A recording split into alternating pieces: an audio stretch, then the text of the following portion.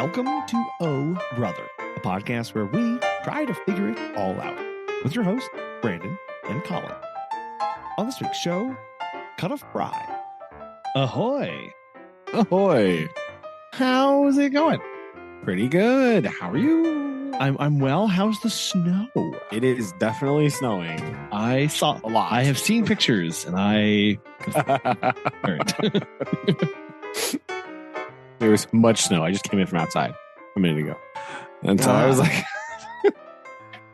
scoping it out, you know. It's coming right down. So already no school tomorrow. Oh man. We had so upset about this. Oh no. This is what I hear. I here locally. Last night everything was perfectly fine. School was on for the day. Today, an hour before school was supposed to start, they said, just kidding. Never mind. And the town that's kind of intense. Like the town has been in quite an uproar ever since.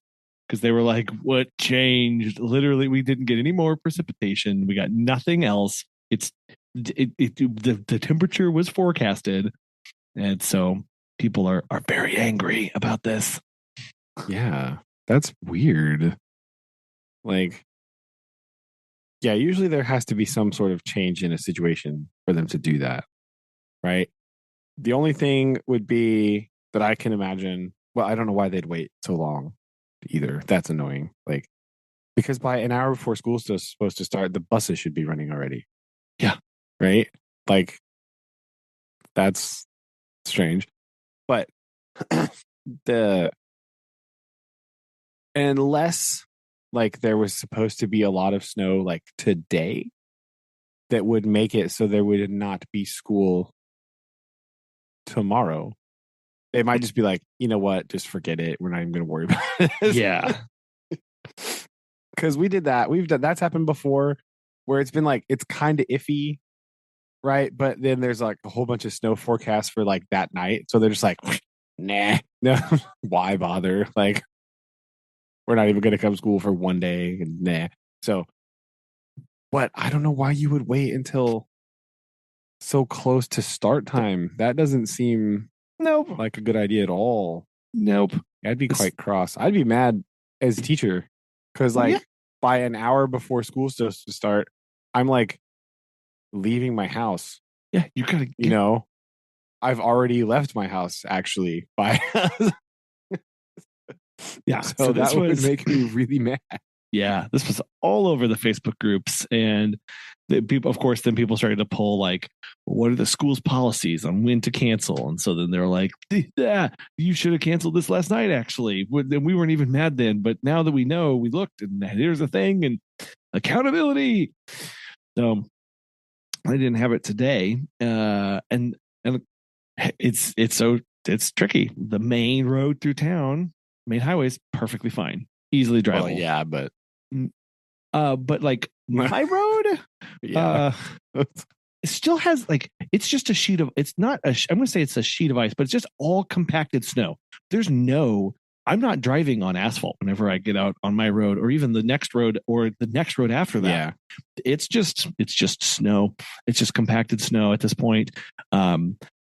And that's here in town. I'm like, good luck. Like that's, so it makes sense to me, but also it was really cold. Kids don't need to be waiting out in the negative, wind chills. So yeah, that's another important consideration, right? You have to know the temperature factor that's been a factor in our cancellation in the past as well.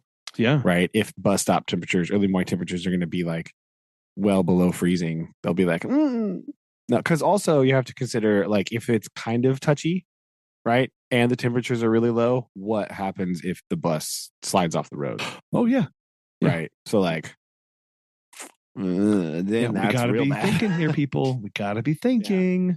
And even though bus heaters work a lot better than they did 30 years ago, rather, that was when it was like only kind of warm on the bus.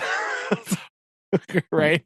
Because I remember riding the school bus home and it was definitely cold on the bus. Like there was a heater, but in name kinda only. worked. I'll say there. It kind of worked. It was very cold. It voted present is what it did. Yeah. Not functional. Very key difference here, people. Yeah. Exactly. Yeah. So good. Yeah. So that's exciting. You get a snow day tomorrow, and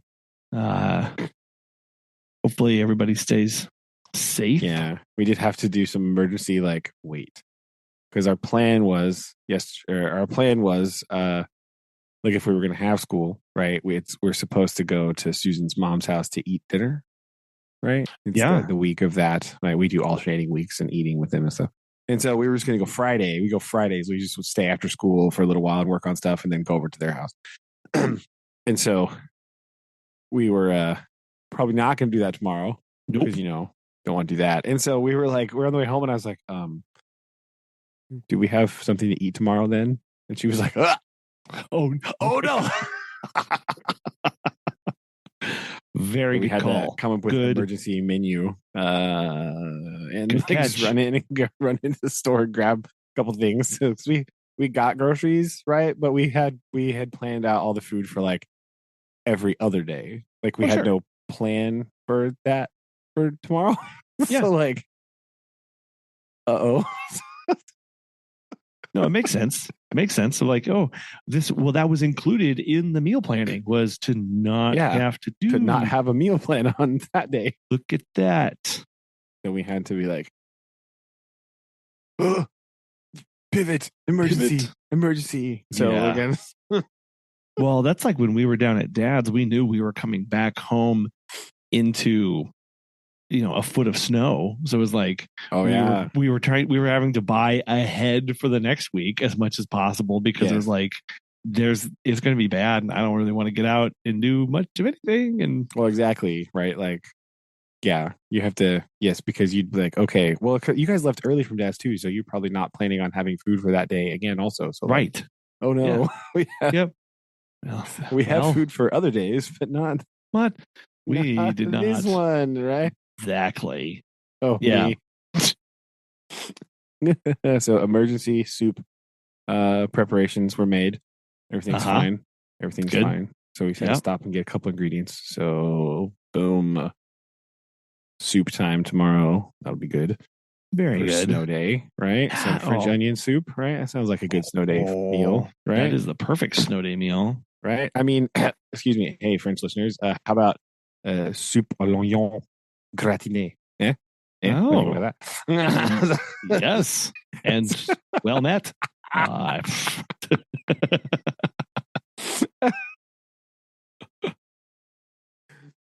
Don't rate my pronunciation. I know it's bad. Okay, it's fine. But nobody. So we were moving on. What can we make with some of the ingredients we already have? Wait, this. Yes, I have it. Just give me 1 minute. We just needed some onions. So boom, done. Yeah.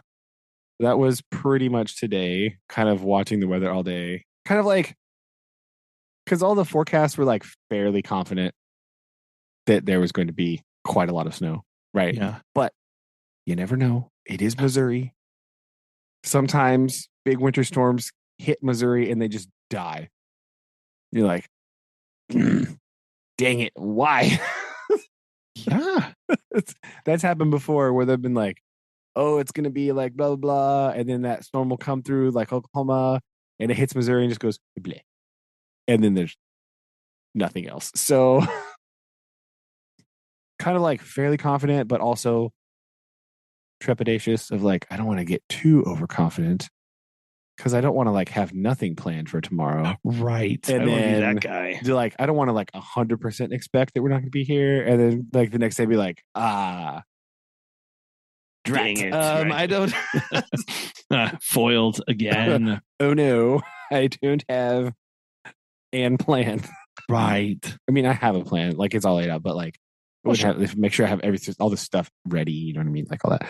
So I was okay, good. Kind of keeping an eye on this, but also being fingers crossed. Very lightly penciling everything in, going in there. Yeah. Being keep an eye, see how it goes, right? So That was the dance of all day today of kids being like, "Are we gonna have school tomorrow?" Like, well, just gonna have to wait and see. But we are talking about weather science, so look at this forecast model. Let me show you what this looks. This just so happens to be for our area, and we're It just going to does. go Yeah, it advance. just so happens to be for Southern Missouri. Wow, It's look at fine. Don't worry, everything is okay. the superintendent had actually shared an email earlier the link to some of the stuff that the National Weather Service sends out to schools, and so I just like, let's just look at this. Wow, like this is mine. Yeah, look at this. Let's talk about weather maps. Oh, look, we talked about weather maps yesterday, and look, and weather map. How exciting!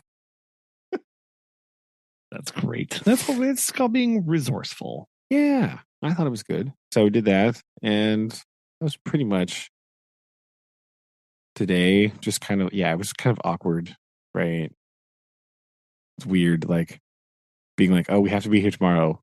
Maybe, like, right.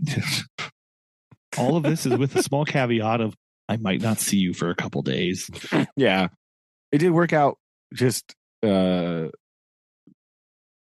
happenstantially, right? Like it just sort of like worked out today that we were finishing up like a thing. So like at least we didn't, start, because some of my assignments that I have for the afternoon class are like a 2-day thing. So I was finishing up one today.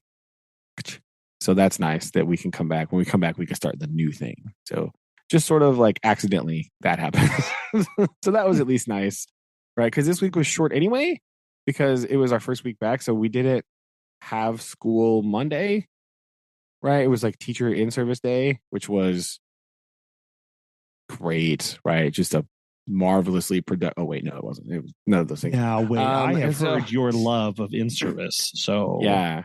Well, it wasn't something like different an must have in-service. happened. Like we didn't do anything.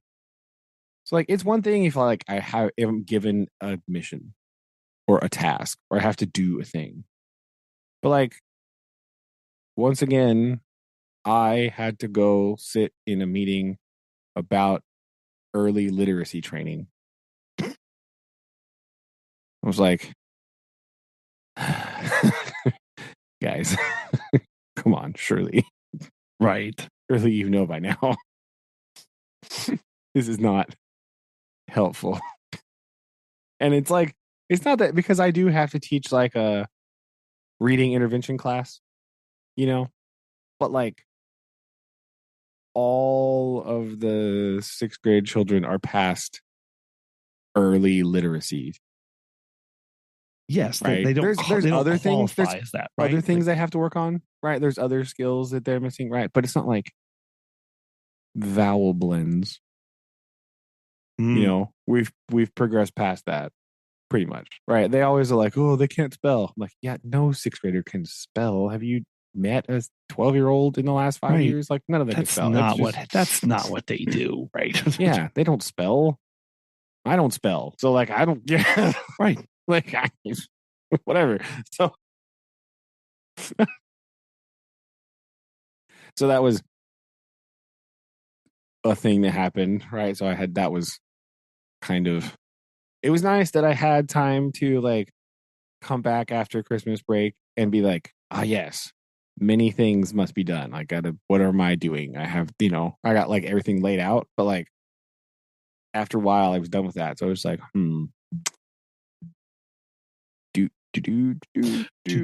I'll just keep pretending to be busy over here, I guess. I don't know. Look at me. Yeah. Moving this. I did get my official survey questionnaire sent out to the staff, right? So that's good. We're doing like a graphing, right? It's like reading, interpreting graph stuff. So they have to make their own graph. So I'm having them, they have to make a survey question. Oh, okay. And then they have to graph the results. Nice. So as a example, I try to come up with something to ask the staff, right? And I graph that on the board real big, like show the bar graph, label everything, and so that they have something to look at to be like, oh yes, bar graph, I remember. Yes, got it. So, question this time: what is your favorite French fry style? Oh, Yes, and I gave them choices because all good surveys have to have choices. But yes. like, what's your favorite? So I want to know, Colin, what is your Oh favorite man. French fry style? Right, lots to choose from. Right, standard cut, shoestring, uh, crinkle, steak fries, Waffle. potato wedges, waffle fries. Yeah, curly fries. You going waffle fries? Is that what you're Oh going? man. So Yeah. this I really almost put depends. tater tot, but that's not really a fry. That's just also a potato. So I kept that one No. That's like out. so like today we went to a Chamber of Commerce breakfast and they had quote unquote hash browns, but they were like the compressed version, like you can get from Oh yeah, and Noah was the like, golden arches, right? yes, Noah was like, what are those? I'm like, they're hash browns. It's like a compressed potato. It's like they grated the potatoes, then they pushed them back together and fried them. Like that's anyway. Yeah, It's not it's a really tater tot, really. It's a flat tater tot. but it's But one of my kids last year called hash browns accidentally, or no, they called tater tots mini hash browns one time, and it was the funniest thing ever. So now every time I order them, I think about that, and I'm like, oh yes, I'll take some mini hash browns. Oh, question: would you include like this is just like cut so like sweet potato fries Yeah. wouldn't be included on this, right? No, because that's a different. Those are just a medium of standard potato, right? Yeah, that's like a standard cut of fry. Yeah, I will say I can tell you right off the bat my least favorite. Oh no, hold on. My least favorite is a toss up between steak and like the wedges. I don't like these. Well, I don't like the wedges. Right? I feel like they're too soggy. Yeah, they're often too soggy. They're and too big to fry. They don't maybe that's get cooked right. Maybe I've never had good steak, but those two just fall in line because they're always too thick and they're never crispy. They're always just a little mushy, and I don't like these. Yeah, I do like steak fries every once in a while, but I don't think I would have them as low down on the list as you. Yeah, right. It also depends on if I have a good something to dip the fries in, because if I have like I don't know, like a ranch or a good ketchup, waffle fries are the way to go because they maximize transference of condiments. It's true. They do have the largest surface area. They do. Right. Like they hold on and they grip. But I have to say, just for novelty and they're fun, I love a good curly fry. Like I really like a good curly fry, and it's they make me happy. So I'm going to say my favorite, they're curly fries. Nice. And maybe that's because I don't have them very often, but when we do, I'm like, oh, these are good. I like these. That's true. They are pretty good, right? I do like curly fries, but again, I find that curly fries they also have the soggy problem. Real? Because they're like wrapped around, right? Some of them, or they're like overly hard, right? Or they have like people use curly fries as a vehicle for like weird seasonings a lot of times. Oh. So like I do like curly fries, but like sometimes I'm like, I don't want like a whole bunch of seasoning on my fries. I just want a French fry. Yeah. You know what I mean? Because like I'm just thinking about like Arby's, and like some places like that where they're like, oh yeah, our curly fries have a lot of stuff on it. And you're like, okay, that's cool, but like it's good and it goes good with their food, right? But like I don't always want that in my life. So I do like curly fries. I think they're pretty good, right? But yeah, I think definitely my bottom would be steak. Or no, wedges. You wedges. You don't like wedges. I don't like the wedges. I got confused slightly. I also don't really care about waffle fries that much. I feel they're like a novelty fry to me. Like I'm the opposite, right? I don't put sauce on my French fries. I just want French fry. So as a vehicle for sauce, I would agree that they're quite good. But as a person who generally doesn't want any sauce on their French fries, I can take or leave waffle fries. That's fair. So I feel like waffle, and they kind of go with curly fry. Like they're a good novelty fry, but they're not like a go-to, I want this all the time French fry. Sure. You know what I mean? Yeah. I definitely don't like, Steak and Shake fries are just on the verge of like shoestring. They And are shoes. I would count those as you would shoestring count for those? sure. Okay. I don't like those at all. They're too, I have to manage them too much. And they're the only fries that I ever eat where I'm like, I need a fork. And that kind of defeats the purpose of having French fries That's true. in my opinion. I'm like, no, I need to just be using my hands for this. So I'm not a fan of shoestring. Oh, I do like them. They are definitely in my top of my list, right?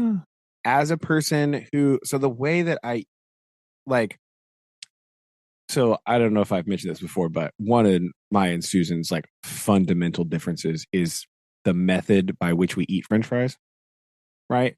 She is a one at a time French fry eater, and I am like a handful of French fry eater, grab right? Like I want to like grab a bunch. So because of that, I really like shoestring fries. Okay. Because I want to just be like, and because I don't want sauce, I don't want anything. I just want to be like, French fry, pure French fry. Like that's what I like, and I like them a lot. Yeah, that makes sense. Especially if you're like just maximizing, grabbing, like those are the best for that. Fry. That's what I want. Yeah, yeah. But to me, I go, oh man, I want something more substantial, but I don't want wedge or steak. But no, I mean I like steak, but they're like they're like not in the top 3. I would say they're probably number 4, right, just outside. Because I do like them, but you are right that they're often quite soggy, right? And so it's kind of like the middle is always just kind of not. It's kind of disappointing, right? So I think if I was going to do top 3, I would probably do somewhere in the top 3, order to be determined, because I like crinkle fries a lot. Right? Crinkle fries are pretty good. Oh, you know what? I just did a quick search. Belgian. Where do you fall off on Belgian fries? Hold on. Refresh my memory. What is a Belgian These fry are the look like? ones where they are irregularly cut, but they still have sometimes little bits of the skin still on them. Yeah. Okay, those are good. But they look like a French fry, but they're more like, they're not so like just rectangular. They're still pointy. Like yeah. These are good. We have these at the fair. Has a few good places that have these, and I always really like them there. Oh yeah, those are good. I would agree with that. Those are quite good. I just feel like it's not. Yeah, those are pretty good, but they're kind of like a standard French fry size. Yes, they are.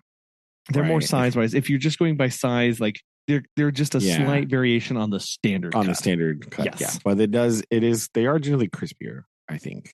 Mm-hmm. And the skin on is a nice touch. So yeah, those are pretty good. I like those too. But yeah, I think. Yeah, I vacillate back and forth between my favorite. Like sometimes I think standard fries are just my favorite. I just like the standard fries, but sometimes I do really like shoestring fries also. But I feel like, I don't know. So that's where I'm on my list. I think I wrote just standard French fries for my entry because they're just so good, right? And you could include Belgian style standard cut French fries in there. Yes. I think we could add a little 1A there, because those are pretty good. Yes. They have a more like handmade vibe, that way, a little more rustic, a little more appealing, right? They do have a little bit of a different texture, but it's really good though. I like it. Yes. And I think that's generally why I like them at the fair, because also they tend to also like, this is where some more of the seasonings and stuff come in too. I have found like this, I find when they do the Belgian cut, it's like, there's something funky on this. And I'm either going to really like it or I'm going to very much not. Yeah, but it doesn't feel as intrusive as like the curly fry. That's true. I mean? Yes. It's like, it feels less heavy almost. I don't really know if that's the right word for that, but it does feel like less intrusive. It's not just like wham, it's the flavor you're tasting. It's like, yes, these are really good French fries that also have some other stuff on them. Just surprise, right? Yes. So that feels a little bit different. So I'm more accepting of that. I think it doesn't bother me as much. It's not as like obnoxious, I guess. I don't know.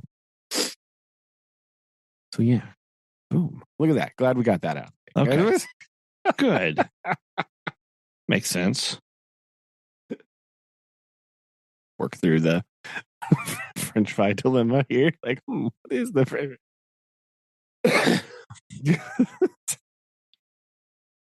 Well, yeah. And it does it's one of those things. It does make me we're very fancy, but yeah, I agree. So that's good. I'm interested to see. So did they get to come up with their own questions for this? Yeah, they have to come up with their own question. Mm. And they have to have at least, I think I said at least 5 choices. 5. Right. And so that way the graph is more interesting, right? It's more exciting graphing that way. So Yes. that's their thing. Now, have I seen some of them walking around asking people with only 3 questions on their papers? Yes. Tisk. Yes, I have. So going to remind them next time I see them, make sure you're asking people at least 5. That doesn't say at most. That says at least. At least. So if you have 6, oh no. What? You need to have not 2. 2. That's a real boring graph. Okay. No one wants to look at that. Blah. Get out. Uber boring. Yeah. It's not exciting at all. How can we read and practice reading, interpreting graphs when it's just like 2 lines? Boring. Okay. Yeah. Make it more interesting. Yeah. The kids for the Christmas thing, they had to go and ask the survey questions. Oh, yes. Right. So we went, we were like, well, what are we going to do? It's like, well, thankfully on our block, there's a bunch of retired people. So I was like, well, they're probably going to be home. But beforehand, I was like, but also we are a very early morning family. So it was like 7:30 in the morning. And I was like, I'm just going to text. Like, I didn't tell them this. I just went and quickly texted the number. And I was like, hey, heads up. Here's what we're doing. It's okay if you say no, but this is what if you'd be okay, we'd like to stop by and do this survey. And the guy was like, absolutely, come on by. And I didn't tell him like exactly what the questions were. I just said like, hey, we're doing this survey thing for Christmas as part of a project, and want to know if you could stop by. And sat down, and invited us in. And when that first question was like, would you rather have like socks or underwear? He was like, but they were great sports. Like they were great. Like, he and his wife were like, they really thought about every single question, and were like, I don't know. And they're like going back and forth on it. Like they put on a great show. And I was like, thank you very much. This was great. I appreciate this. Thank you for indulging our very random request. Yes, I did. And they were like, no, anytime. We loved it. I was like, thanks. Well, we got to go by.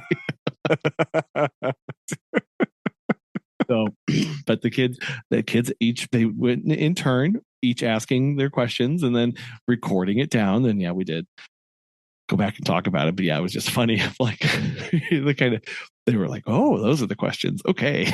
Yeah, like they're not serious at all. Just so you right. know. Yeah, this is not anything important. But heads up. We gotta.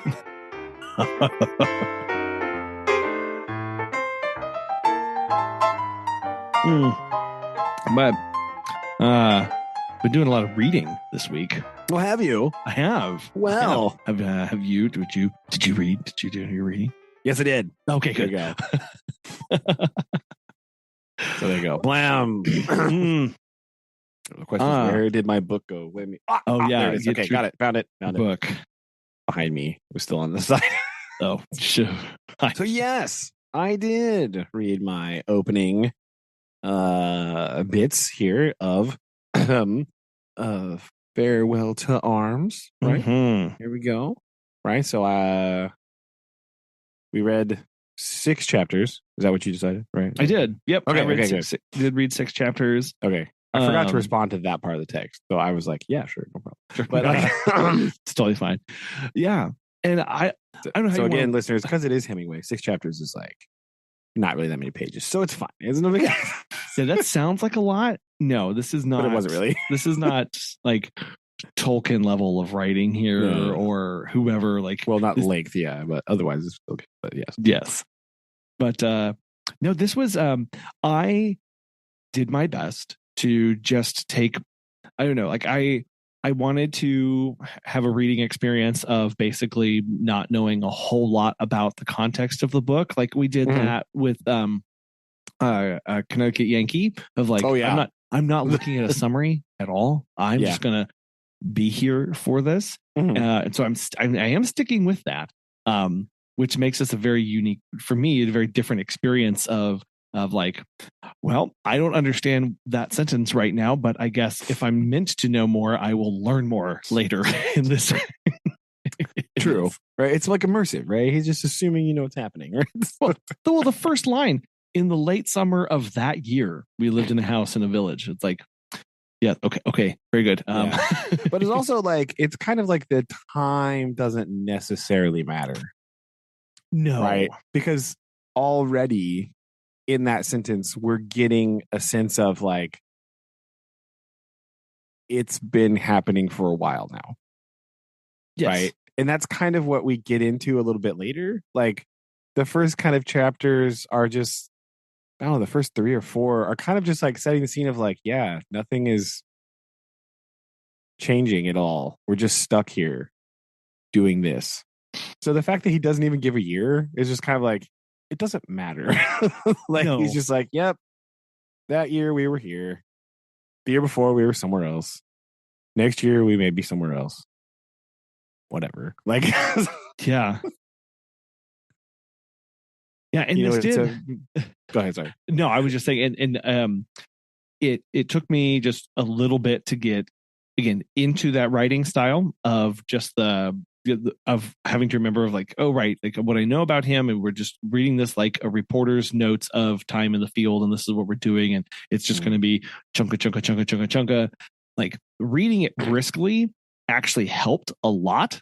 I'm used to like staring at a sentence and like really pouring into it, going slowly. But if you do that with this, you almost you get you. I don't. I kind of forgot where I was and everything because it moves so quick. Because 3 sentences down, you've moved on to something completely different. And Yeah. if you're trying to really marinate on every sentence and every word and like really think about it, that's not the point here. Like we're trying to get places and like look at themes and other stuff like that. Like Yeah, like, it's more about getting the theme and idea across rather than yes. like dwelling on like hyper specific details. Right. Yeah, which is interesting because at the same time, there are hyper specific details. Yeah. Like when he's talking about like the trees and the dust and the leaves and this stuff, like it's there's a lot of painting going on here, but we're not that's not really like that's we're setting something here of and we're going to be moving through this to get to the people. Like it just I don't know, like it was an interesting how it is covered. very interesting because it's just sort of like dropping you in the middle of a scene that's already happening. Yeah. That's what it feels like. It feels like you're just like, yep, here you are. And like to the narrator, this is just how it is and this is normal. And so you're just like kind of getting a glimpse of a larger world, right? With no context. It's like if you just showed up there one day and everybody else was just going about their life and you were just there watching them. That's kind of what's happening. Mm-hmm. Right. That's what it feels like to the reader. Right. Now our character is just like whatever. He's there. He knows like it's kind of like, you know, the way that he talks. It's just like he's talking to people. Like, do you know who he's talking to? Not really. Does it really matter? No. You just know that they know each other and this is a joke that they've been saying forever and they're moving on and it's fine. Like it Yeah. But it also kind of like hammers immediately just like the monotony of this situation that they're in. Right. You get that of just it's kind of it's present, but it's not new. Right. Mm-hmm. Like these are just observations. Like when he was describing the trees, he said the trunks of the trees were too dusty and the leaves fell early that year.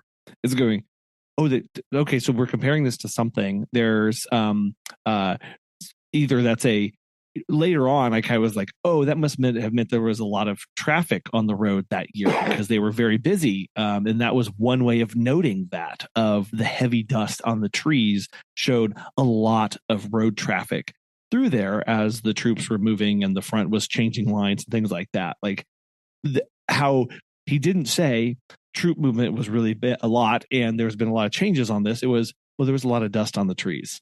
Oh, okay. I understand now what's going on. Like this is how we're reporting on these facts, just like a little bit obscure here of again that iceberg method of I'm not going to come out and just point at the thing. Like we're going to talk about impacts of the thing, and you'll may have to infer what the thing was that made the effect. Yeah, right. And it's just very interesting because like the whole first chapter is like that. When I say the whole first chapter, I mean like a page and a half, right? It's like that's what it is. It's just like flip, boom. You just get the scene, you know, here it is. This is a thing that's been going on for a while. It's a thing that we expect to keep happening. There's a weird routine to all the weirdness that's happening, right?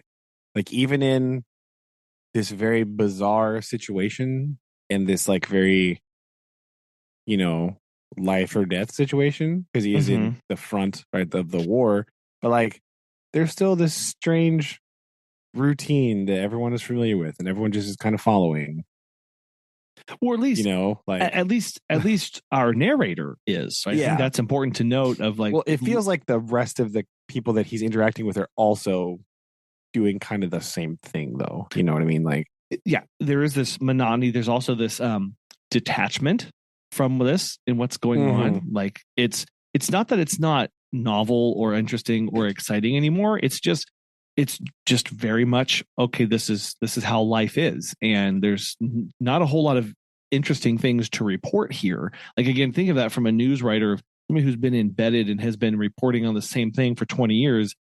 They're not going to be writing with the same vigor or earnestness or things like that. Like they're going to tell you about how the more obscure things that are going on there, like in the field kind of thing. Yeah, exactly. And so like, yeah, they're just like do. Yeah, well, even like at the last two sentences of this, which again, whatever, but like at the start of the winter came the permanent rain, and with the rain came the cholera. But it was checked, and in the end, only 7,000 died of it in the army. Yeah, that's it. That's like, oh, okay. It's just like a thing that happens. Like, yep, the rains come, people get sick, cholera's here. Yeah, like, even though cholera is like a horrible disease, he's just like, yep. But it wasn't that bad, really. No, like, no, it was checked, right? We kept it in check. And I think what's interesting is how that part is reported with as much blandness and straightforwardness, right? Like that sentence, but it was checked, and in the end, only 7,000 died of it in the army. The literal next sentence of the second chapter is the next year there were many victories. Yeah, right. Like just the same, just passionate. Just I'm just here. This is what's going on, kind of thing. It's like, oh my, like it's very interesting. Like to parse each one of these again. Like I'm reading it briskly to keep up with it, but there is that second, third, fourth layer behind of this of what's going on. Yeah, and it's like it does. I'm just saying before we keep going too much. I think reading it briskly is important, right? Yeah, just because like the cadence with which he writes is so interesting. Because like we've been making it seem like it's all like real short chop sentences. It's not, right? He does that really. He does this thing really well, where it's like short sentence, slightly longer sentence, bam, big one, big, important, detailed writing sentence, a couple short sentences next, you know, little ones here, longer one again. Like the flow, I think, is really important. So if you are kind of reading at pace, you really, it almost like pulls you forward to like keep reading it. Yes. Right? That's how I feel when I read Hemingway. It's like, it's almost like he's just pulling you along. Like, nope, come on. Here, go. Oh. And then you land at one of those big sentences and it's like, whoa, oh my gosh. And then he like gives you a little break. You know, you get a couple short sentences, some dialogue, and then he draws you, you know, that just helps you move forward, kind of recovering. You kind of have time to process while you're reading. And then he hits you with something else and it's like, oh, like it's just, that's how I feel when I read it. It just feels like drawn forward to like keep going. You know? You're saying that, I have to again. I plan on trying to read portions of this to describe what's going on here, just because we can't do that. But to highlight this, um, in the second chapter, he's talking about town and the river that ran through that, and how they bombard it to destroy it, but only a little in a military way. This next one. I believe this is all one sentence, and I have to read this. Okay. Oh yeah, I know. People lived on it, and there were hospitals and cafes and artillery up side streets and two bawdy houses, one for troops and one for officers. And with the end of the summer, the cool nights, the fighting in the mountains beyond the town, the shell-marked iron of the railway bridge, the smashed tunnel by the river where the fighting had been, the trees around the square and the long avenue of trees that led to the square. These, with there being girls in the town, the king passing in his motor car, sometimes now seeing his face and little long-necked body and gray beard like a goat's chin tuft. All these, with sudden interiors of houses that had lost a wall through shelling, with plaster and rubble in their gardens, and sometimes in the street, and the whole thing going well in the Carso made the fall very different from the last fall when we had been in the country. What? And then the next sentence is, the war was changed too. Boom. Exactly. Right? Like, it's like, exactly. He hits you with this big brushstroke of like telling you everything that's going on, and then smack. Right? Like, yeah. I think this is what I find so intriguing about some of his writing is the flow and the pace that he does it is just so interesting. Right? It's like I said, it sort of draws you forward to keep going and be like, what in the world? Yeah. And it does. It keeps you going. Well, I can't. It's not a tactic of, I know, because some people will write in way. There are ways of writing that kind of play with you in that sense of kind of making it, oh, well, I can't stop there. That's not a good, the cliffhanger or whatever. No, yeah. Like those are obviously tools. No, it's not like that. This is not that. This is just good storytelling of, you want the person to be so engaged and engrossed with this. And I think the modality of writing in this way of using sentence length and sentence complexity to guide you and bring you through the story really is a very fresh way of reading. And it's interesting to say that this book is, how many yeah so old, but like this is a very different way of using that technique to keep the reader engaged. Yeah, I think it's cool. So yes, I'm glad you like that part anyway. So yeah, so we get this big thing. We're still kind of painting in chapter 2, but we now get the dialogue hits, right? He goes to they're in the house or whatever, and they're eating together, and it's just like blam blam blam, and you get this sense of like, these people know each other for quite a while, right? Yes. This is not the first time they've had this conversation. They're saying the same jokes again, right? They're razzing the priest about stuff and blah blah, and like, but it's also this weird idea of like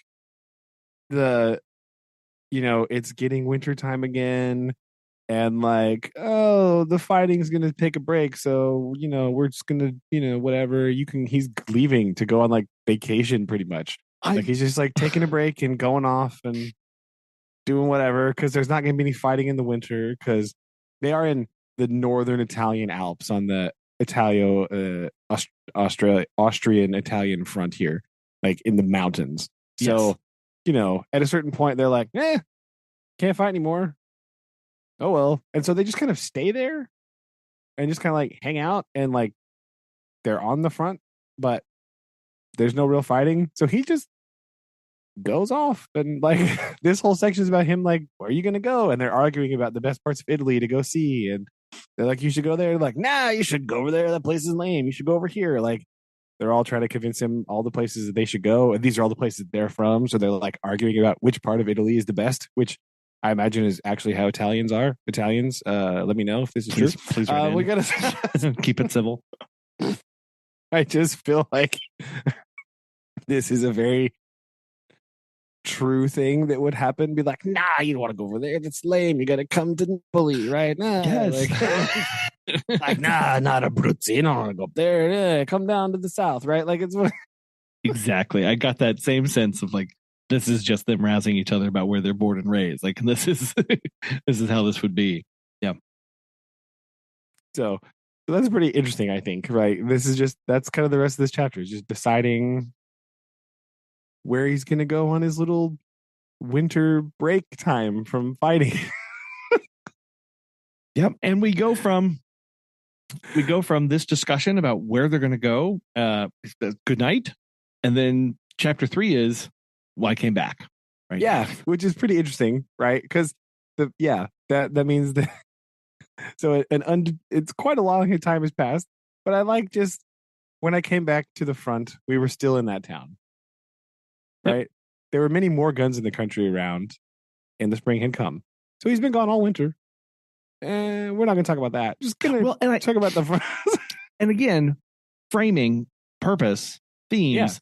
Yeah. This isn't about our protagonists' adventures in Europe during this time. This is about, right, dealing with frontline warfare and what that does to somebody, right? This is the setting is here, right here, and what goes on and how we're going to be dealing with that. Yeah, the war is the important part of the story. Yes, right? yes. Yep. Not the break that we just took, not the whatever we just did in whatever town we were in, which we will get a little, glimpse of, but like what, here's where we need to be. And I thought that was so like just unrelenting focus, but nope, back over here. This is what we need to be talking about. Yeah, because he goes all over the place. He goes quite far, right? He says, he's talking to his roommate and he's like, where'd you go? And he's like, Milano, Firenze, Roma, Napoli. And he's like, yeah, which one was the best? Like, he went a lot. Those places are not necessarily close to each other, right? So this is and they're very far away from the front, right? He went quite far south. If he went all the way to Napoli. So I also like, sorry, go ahead. No, I was just saying he went a long way, and we're just like, yeah. Anyway, back to here. We don't get to know anything about that. No.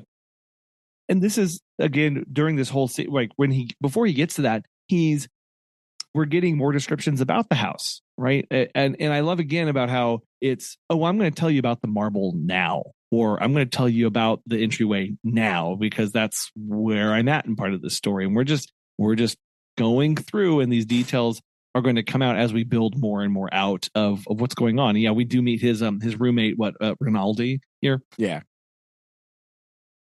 Yeah. And so it's just like, oh yeah, here we are. We're back. Well, Rinaldi's like, hey, you should come with me to the thing. And he's like, I don't want to. He's like, come on. Okay, fine. Like, right, you're this is how this works, right? And it's like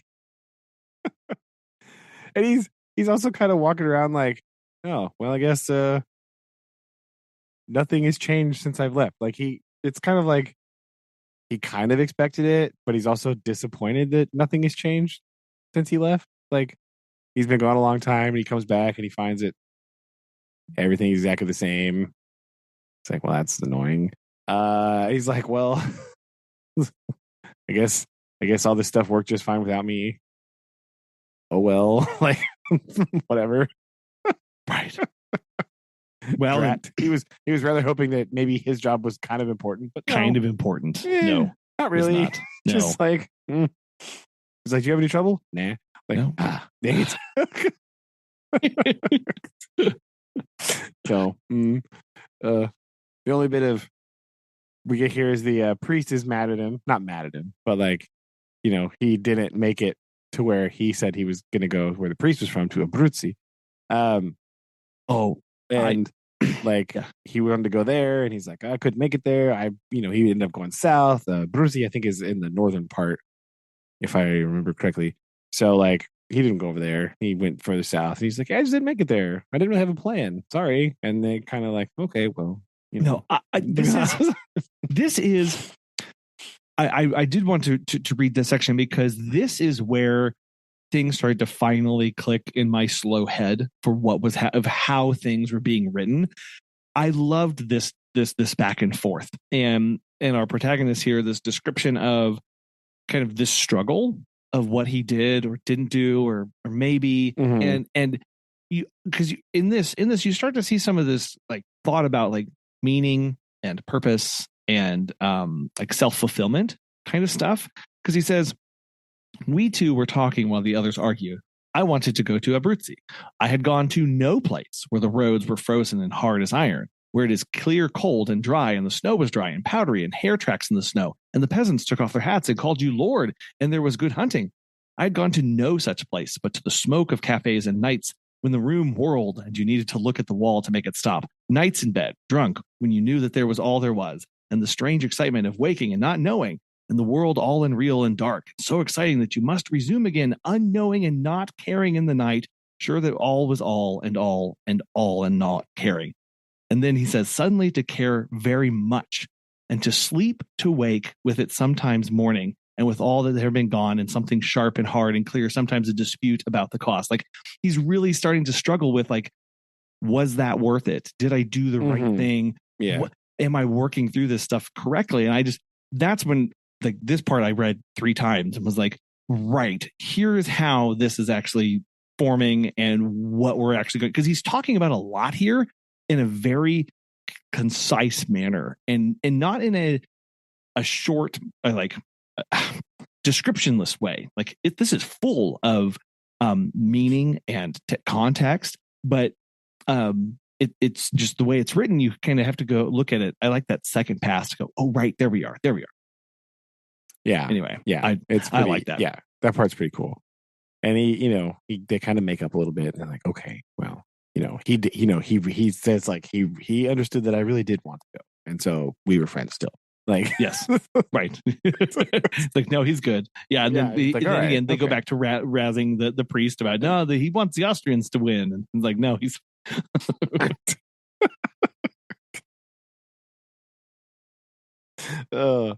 Yes, and so now the next chapter we are. Let's see, where are we?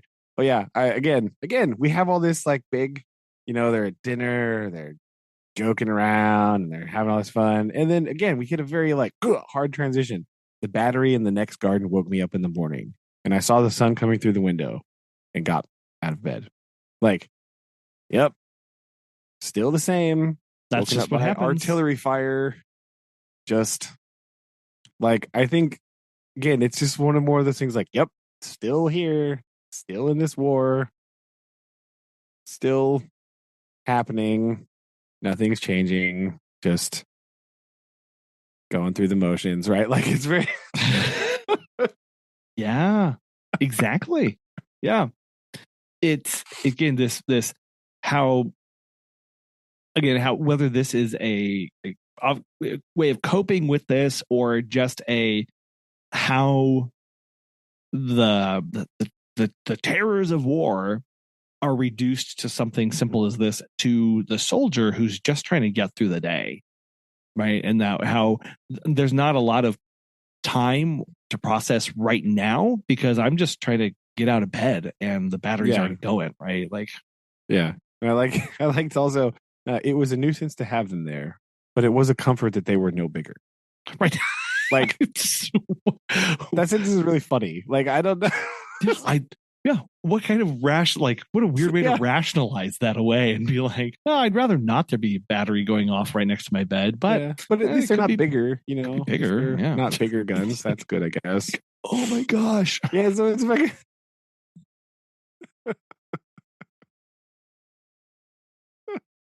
so he goes around, goes and talks to the mechanic guy, and then this is where he's also again like, oh, you didn't have any trouble while I was going? Okay. Darn. Like, part of him was hoping, like, maybe he was a bit important. Part of him was hoping, like, well, maybe they missed me. Nope. Not really. Just ground on without you. Like, just. Oh, and then he's even like, any trouble getting parts even? And he's like, no. He's like, no where's problem. the gasoline park? He's like, it's in the same place. He's like, oh, okay, good. Like, I think just goes and gets more coffee. He's like, well, whatever.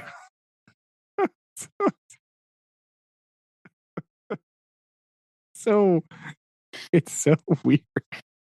But again, it's really hammering home the idea of like, yep. Because I mean, if you know anything about World War One at all, even just like contextually, you know that it was very long. It was just 4 years of like, we were going to win the war by Christmas, and then 4 years later, they're still fighting in the same trenches, like not having moved really in some places. Like that was the experience for a lot of people. This terrible collision of old ideas and modern technology of like, oh no, this isn't working out, right? Like so this like people trying to navigate a new environment with only old ideas is not particularly productive, and they're all just at a stalemate all the time.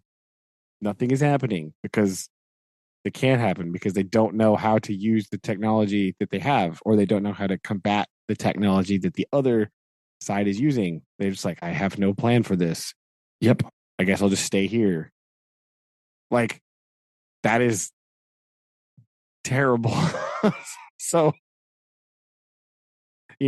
this just like ultimate drudgery and like ultimate like confusion and distress with situations, right?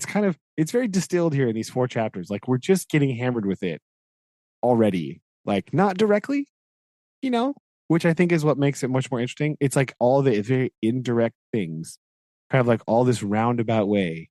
You're just getting the feeling that you're kind of getting it, right? Mm-hmm. You're understanding a little bit about how awful this must be, because this just in these 4 chapters, this has been at least 2 years of just like, yep, still here. Okay, like still, and I think that really encapsulates a lot of this. Of at some point, they're just trying to do anything to be different because they can't change the machine that grind on in war. Right? Each individual is not going to be able to do that, but there's this. I need to do something with myself. I need to do something with my energy, with my mind before I go insane through what's going on right now. And you do see that also in this chapter of the introduction. Well, not the introduction, but they getting to meet what Miss Barkley becomes an interest right in this part of like, here's newness, right? Here's something new and novel, like a relationship, and we're going to see what happens there. Yeah, and I think that's really a good way to put it, right? Because, well, we'll get to that in a minute, but she kind of is feeling that same way too. More on that later. But like, so they go, him and Rinaldi again convinces him to go see their nurses, right? We go over here, see them, right? Oh, and I should mention here, Rinaldi has already at this point talked about wanting to marry Berkeley, and like how he should. Oh, but obviously, I'll wait till after the war, right? Yes, right, clearly, sure. So so he goes over there. He's been practicing his English, right? Because he's very Italian. And so like they go over there and they meet him. It kind of is very like awkward, right? I'll say. Like, huh? Yeah, I'll say. Yeah, it's pretty awkward because she starts talking about like this guy that she knew that got killed last year that she was in love with. It's like, oh, neat. Like yeah. And then the eternal question of why are you in the Italian army? Yeah, I was just here. Like again, a wonderful detail that we had no idea until somebody outside of the current story had to bring it up, right? Like, yeah, like we didn't really get that sense of what's this Englishman doing here in the Italian army, like until someone goes, "Hey, wait, what are you doing here?" And you're like, Oh, I guess that is a thing. Okay, well, that's good to know. Like, why is there an American in the Italian army? Oh, well, he's like later when somebody else asked him the same question, he's like, yeah, well, I was already here, so like, I love that. I was like, well, I was in Italy and I could speak it. Like, I can speak Italian, so why not? Like, oh, well, and that was just enough. They're like, okay, that makes sense, right? But yeah, so they kind of have this weird, very awkward first interaction. Very awkward because also, because you come here knowing that like Rinaldi has the intentions of trying to court Berkeley and be with Berkeley, and meanwhile you come into a woman who is exceptionally broken and actually like devastated by what has happened here because she was supposed to marry this other guy who's now dead because of war. And what does she say here? This really puts it into context here where she was like, I was even hoping, is that what she says? I was hoping that I would find him Oh yeah, yeah. Oh no, is that here? Or is that later? Oh no, yeah. Um, since the end of 15, I started when he did. I remember having this silly idea he might come up to the hospital where I was with a saber cut, I suppose, and a bandage around his head, or shot through the shoulder, something picturesque, like it's like like just a little bit of wounding, just a just a little wee bit, little teeny bit of wounding, very, just a very picturesque. And yeah, and again, what a wonderful way to hit on this theme of the romanticizing of war, of this picturesque, these yeah, valiant things. Because then in the next thing, she's like, no, they blew him to bits. It's like, yeah, right. oh, yeah, And that's kind of this big juxtaposition that we get in a lot of World War One, right? Because before, yes, up until like 1914, right? yep. So like all the way through the 1800s, right? All the way through that, war is noble. Mm-hmm.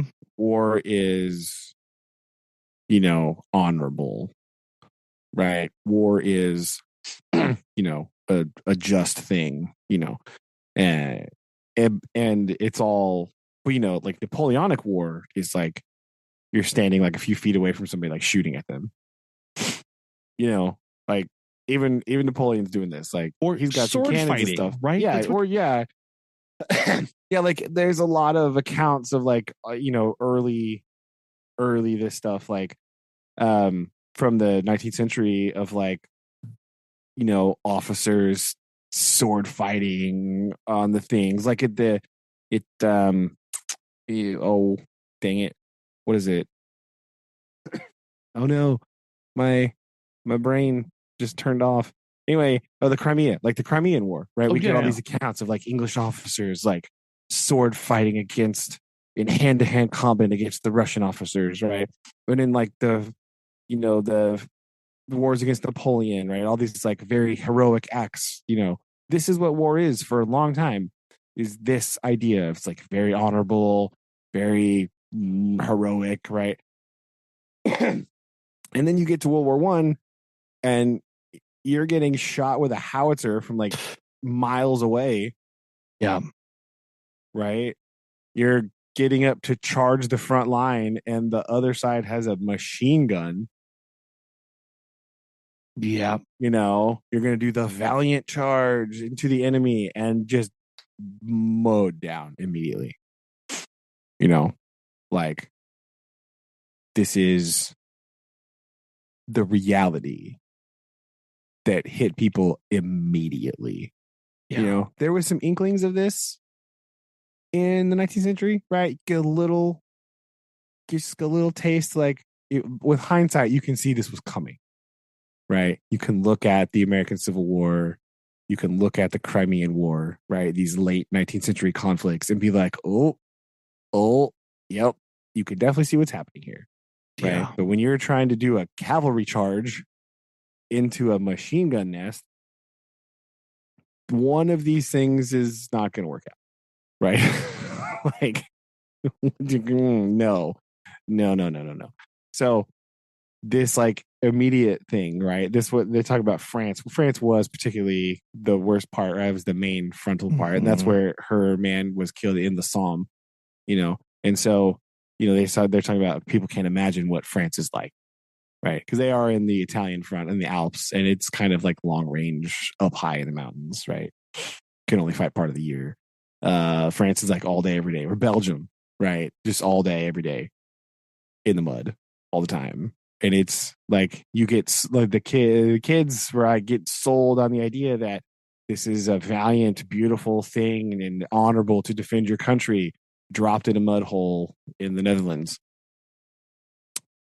Nothing honorable or valiant about that, right? Right. Like the reality hits immediately, and people became very disillusioned very quickly with this, right? As well, we can't blame them, So yeah, we're getting like, it's weird to get that glimpse just kind of like from a strange outside perspective here, just in a few lines, right? Like the enormity of the situation clattering down on you in like 5 sentences is kind of intense. Like all of a sudden, right? Yeah. Where you go from this again, the conversation already didn't start off.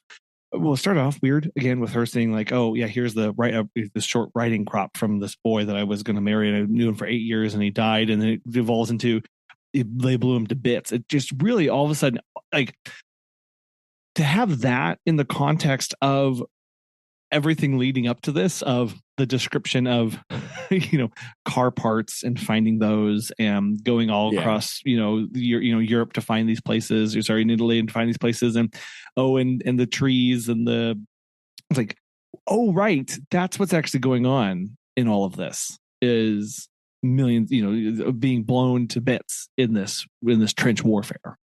Yeah and they were immediately rocketed back to the current situation with Rinaldi fumblingly in English trying to talk to Miss Ferguson and asking her and being confused about her not being like, she's from Britain but she's not, she's the other lady's like Scottish, right?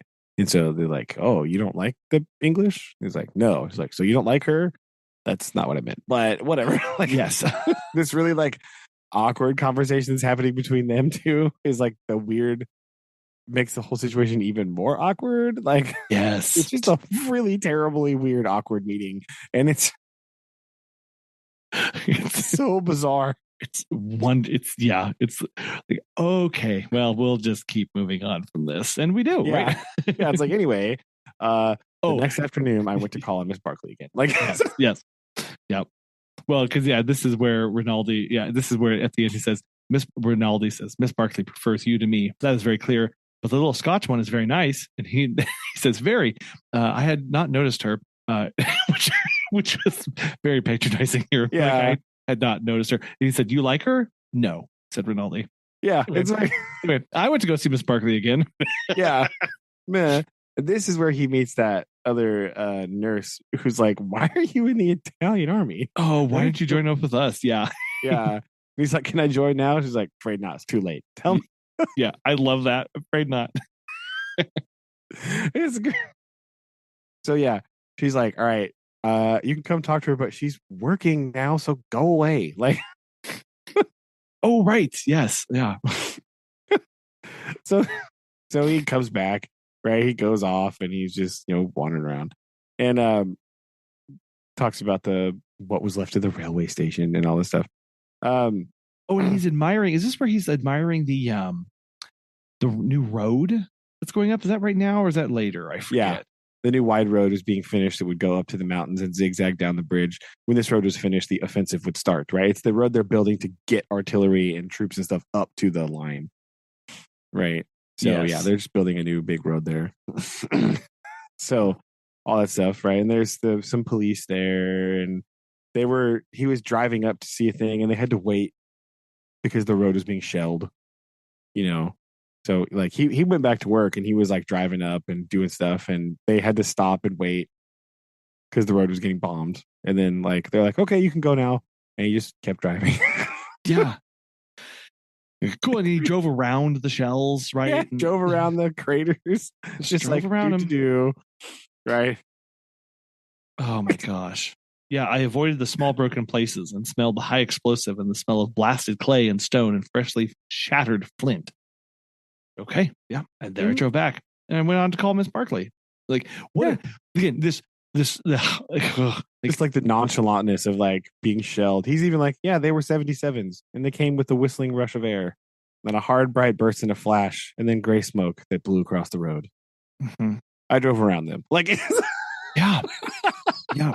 I'm probably going to say this word a ton, but like disassociated, dispassionate, like this like hardcore, just some way of not mentally falling apart right there. Yeah, like, for sure. You see how this has to happen, and the stark, and then I'm going to go do this.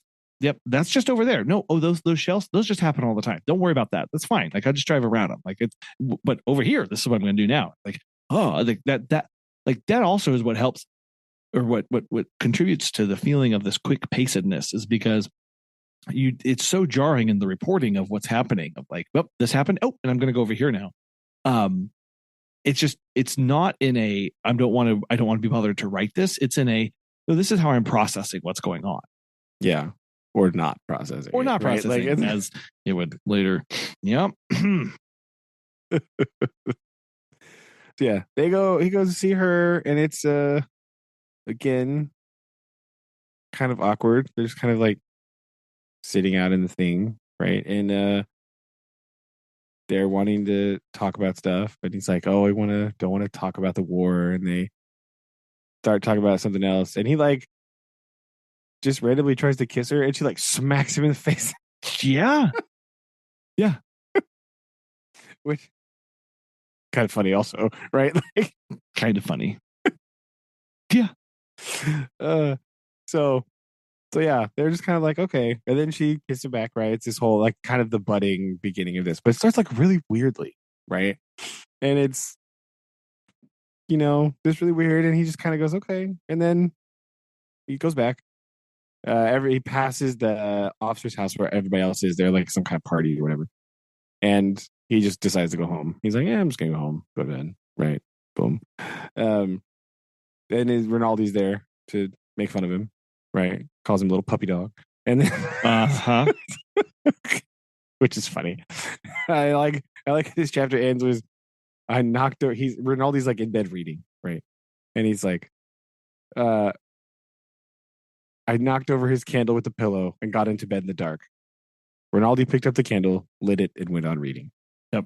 That's just like again, they've done this 1,000 times. They have really rankled one another over this. Yeah. And yeah, it was, and the whole interaction towards the end with Berkeley too, of like trying to understand where she's coming from on all this and like what really is going to be this relationship between these two. Because obviously she's carrying in all of this grief. She's got a lot of baggage herself. Yeah. From her loss and what she's struggling with and regrets and what she's coming to this. And, she's already asking like, you're not like, what she says, like, you won't leave me. And like all this, you're like, oh, okay. Like, I don't know if this is healthy. And he obviously isn't processing. Ladies and gentlemen, these are red flags. That's what we like to call red flags, right? But like, well, and he himself, he's already saying like, no, I'm not a good guy. Like that's what I've been told, and I don't do these things well. And and he's not even in this for the quote unquote right reasons, and we'll find that later on in the next chapter too. Yeah, it's just kind of like a distraction, right? Like you're talking about earlier. Like he's just like a distraction, right? Because he said. Yeah, he says like she's like, "Oh, you're sweet." He's like, "No, I'm not."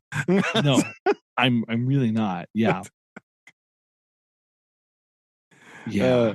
So like, it's very interesting. Yeah. Oh yeah, because she says, "Oh, darling, you will be good to me, won't you?" And he's like, "What the hell?" I thought, yeah, like okay, cool. I'm just gonna pat your head. Yep, okay. Yeah. Like that's all he's thinking. Like, what is this?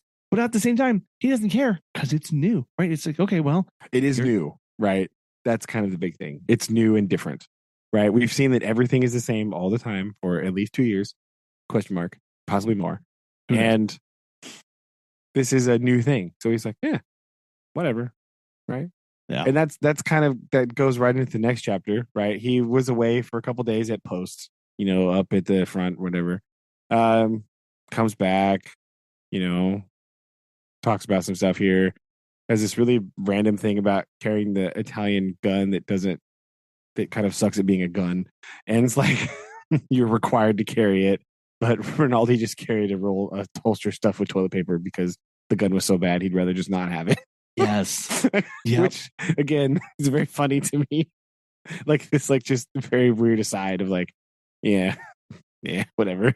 He's like, I tried for a while and I gave up. And just... Yeah, he's not. Yeah, they also are required to wear the metal helmets. But he said, what did he say here? He said, but they were uncomfortable and too bloody theatrical in a town where the civilian inhabitants had not been evacuated. Like, yeah, like he's going like, what is this again? This kind of theater of war of there's people coming around here in cafes having coffees and teas, and you're like wanting me to march around in a metal helmet, fully armed, like. not going to do that. That's ridiculous. Get these people out of here. And so he's also still struggling with this.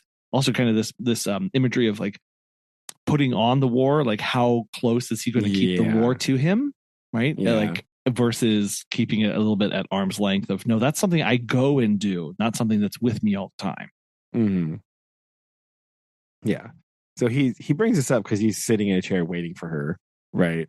And they go out to the courtyard, right? And then we get more of this like theater, right, with her, where she's like playing this like weird game for, we don't know her motivations because our narrator is this other guy, but there's Henry here. And so like we get this like weird game of like she wants him to say these things and she wants him to do these certain things, right? And that's how she's going to be happy. And then they like kiss and stuff and all this. And then then after all that's done, she's like, all right, yeah, we're done. You don't have to do that anymore. You don't have to talk to me like that. That was just a little game we were playing, right? You don't have to do that now. Not for a little while anyway. And like, what? Like, yeah. Oh, that's after. After she gets him to say, I love you. And he's like, I lied. Yes, I love you. And so he's kind of playing into this. Mm-hmm. And she wants to call him. She wants him to call her Catherine and speaking this way. And you just know that like, oh, she's trying to do something here that she didn't have, right? She's trying to make this thing like this is, but like both are going to get out of this what they want, unfortunately. And you just see it all coming here. Like, yeah. She even says, this is a rotten game we play, isn't it? What game? Don't be dull. I'm not on purpose. You're a nice boy, she said, and you play it as well as you know how. But it's a rotten game, right? Like, oh, right, because here, red flag alert.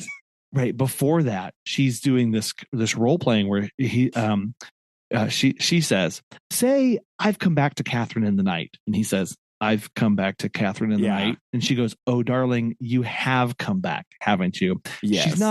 She's not talking to our buddy boy here, is she? Nope. I don't know. Nope. Definitely not. That's not it's not that conversation that's happening. Right. Yeah, you can tell because even he's like, I thought she was probably a little crazy. It was all right if it's all right if she was. I did not care what I was getting into. This was better than going every evening to the house for officers where the girls climbed all over you and put your cap on backwards. He's saying, well, this is better than that what I had when I went on my trip around Italy. Like, okay, well, like this we'll try this. Because I think this is also, again, his attempt at whatever in the world is going on here. Like, I need to find some way to kind of mimic normalcy for a life that's just not here. And if this is what I have to do to get that, this is way more normal than those places with the officers and the houses and the girls. Like, wait, that's not the normal. So I'll try and this will be my normal. Like, I'll just do that here to, again, as a way of making something normal, like in real, out of what else is going on. Yeah, out of this kind of absurd situation. Right. Yes, exactly. But like, this, I knew that I did not love Catherine Barkley, nor had any idea of loving her. This was a game like bridge in which you said things instead of playing cards. Like bridge, you had to pretend you were playing for money or playing for some stakes. Nobody had mentioned what the stakes were. It was all right with me.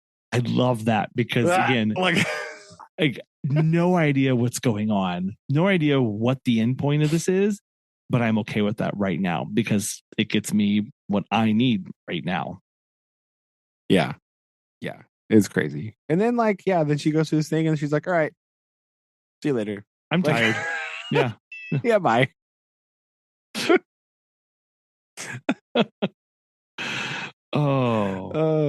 Yeah. He talks about going home. It was hot. There was a good deal going up in the mountains. I watched the flashes on San Gabriel. Right. So there's shelling happening up on top of the mountain. But he's just walking down the street, being like, yep, there is. And then he goes home. And Rinaldi is there to rib him some more. Where have you been? Calling on the British. Thank God I did not become involved with the British.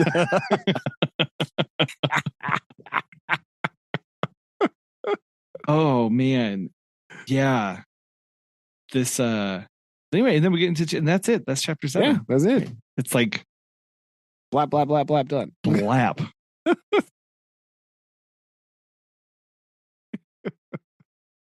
Yeah, this has been this is an interesting one. This is going to be very interesting to me to work through. Cuz yeah, it's a very different writing style, but also man, it keeps rolling here. Yeah. So and it's just so much subtext, right? There's a lot of things going on, but they don't really talk about them. Some of them we just gloss over. It's like, anyway, I was so strange. yeah, it's going to be interesting to see how Frederick here changes or really doesn't change, and how some of the outcomes of how he is of being emotionally detached and kind of pragmatic about things and distant, like where that ultimately leads in this, right? Like and yes. So yeah, we'll see here, especially anyway, but yeah, yeah, interesting. This is good. I did read, I think this is the one where, was this the one that we said that had been banned in Italy because they didn't like the depictions of the Italian army? Has it? Did you see that? No. Yeah, that's funny though. Yeah, I think I read that. I think hold on. That's not the right thing to Google, Brandon. That's not, what am I doing? Clicked on the wrong thing. That is hilarious. That wouldn't surprise me necessarily. But yeah, it was banned. It was okay. It's been republished again. So it was, but in 1929, our good friend of there, Benito Mussolini, banned it because of the portrayal of the Italian retreat at the Caporetto. He didn't like how it portrayed them. So it was banned, but it's been in print since late 40s, I think, early 50s. So totally fine.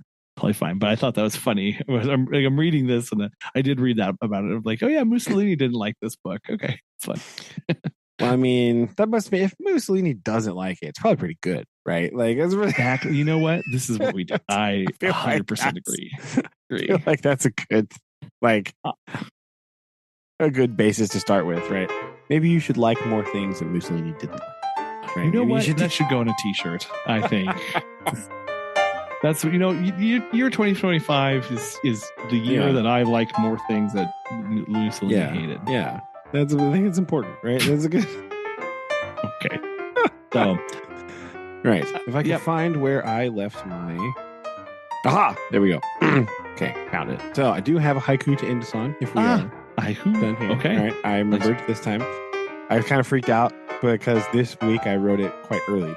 So I was like, dangerous. did I write? Oh, I did. Yeah. Okay. Very dangerous. Aha. Got it. All right. Seeking adventure. Art mirroring reality. Joy and pain collide. Ooh. Nice. I like that a lot. Here we go. Good stuff there. Okay. Well, have to tide me over till next week. Well, I need to figure out what I'm going to write about, so I'll just start doing that. You know, it happens. Perfect. So, was that a good pace? Was six okay? You want to try? Yeah, and do these 6 were good. Yeah. Okay. We'll see. However, I'll look at book 2 later and see how many chapters there. We can figure out how we want to chop it up. So that it's because I don't want to. I think making sure that we stop at the end of like the books would be a good idea. Yeah. Oh, right? yes. Because they're very I think if I remember, they're like quite important breaks. So I don't want to read. I don't want to be stuck with one chapter in a book. Sure. That makes sense. So we'll do the next 6 here, and then we'll count up and see how many are in the next one. See how much we divide it up. Because I think book 2 is a little bit longer. So okay, yeah, that'll work. So we'll do that and keep this going. I'm definitely liking this a lot. So okay, we'll see how this goes. So yeah, well, until next time. All right. Okay, love you. Love you too. Bye. Bye.